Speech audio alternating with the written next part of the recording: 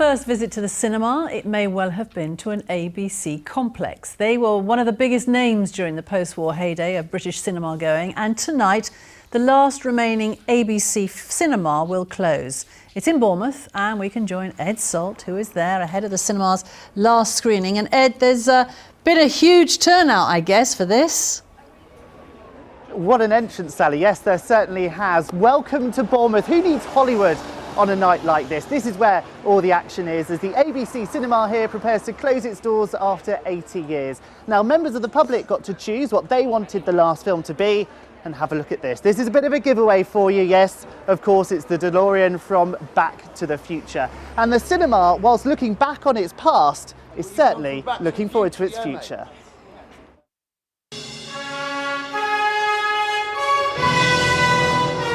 It's a Bournemouth icon, a 30s landmark, but one that's closing down. The ABC Cinema first opened its doors in 1937, and everything from Fred Astaire's Shall We Dance to Star Wars Rogue One has been projected onto its giant screens. So where are we now? This is the projection room for the biggest screen, screen one.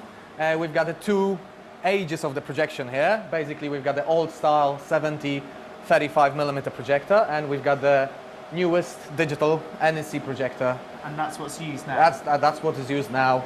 One of the really interesting bits of history we've discovered here today are the fire instructions for the ABC cinema. Instead of using the word fire, the usherettes would use the word sand, almost like code. And rather than a conventional fire alarm alerting the audience, Rule Britannia was played on the screen instead.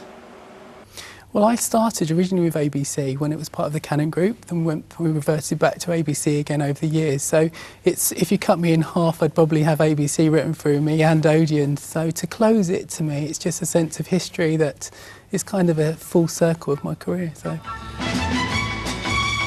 ABC cinemas were well known across the south, as seen here at this one in Portsmouth. But for those that work here today, it really is a bittersweet moment. With 80 years of history along this side, and knowing that we're the ones who've meant to be closing down, it's kind of it's sad on our part, but still we're kind of glad knowing that us as a business, we're looking forward to the future. And looking around us, we think, oh, it's so different, especially when we move to the new building. We're going to look at this and go, I was there. Tonight's screening of Back to the Future really marks the end of an era, as the curtain comes down on 8 decades of history.